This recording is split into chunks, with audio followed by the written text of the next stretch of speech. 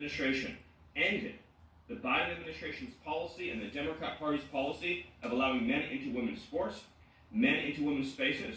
We are using every single legal and financial tool we have at President Trump's direction to make it clear that schools and universities are and will lose federal funds, as you've seen in Maine, if you allow men to invade women's sports and women's spaces.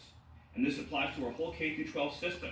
The Department of Justice is also coordinating with state and local law enforcement to fight child abuse in our school systems. It is child abuse to change a child's gender, particularly if you do not inform the parents. In other words, if a 5-year-old or a 6-year-old goes to school, or a 7-year-old goes to school, and the teacher tries to turn the boy into a girl and the girl into a boy, that is child abuse. And this administration is treating that as child abuse, and it is a gross violation of parental rights.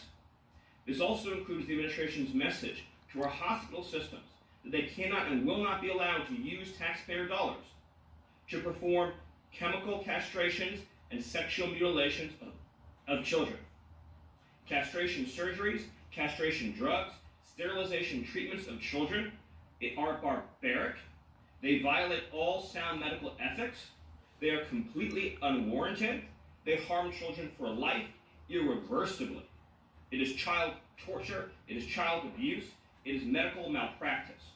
And so the Department of Health and Human Services, under the leadership of Bobby Kennedy, as well as the Department of Justice and other departments of this government, are making clear to our medical providers and our hospital systems that you cannot use taxpayer dollars to perform these barbaric procedures on America's children.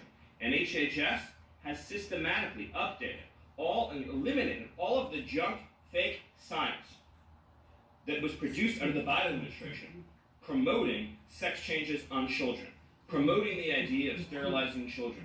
That's been cleaned out, that's been removed, and new guidance is being issued to doctors and hospitals advising them that they cannot perform these horrifying procedures, these irreversible procedures on our nation's children. We are also making clear in our prison system, male prisoners will not be allowed into women's prisons. The Biden administration promoted prison rape by putting men into female prisons. That is obviously insane, cruel, and unacceptable.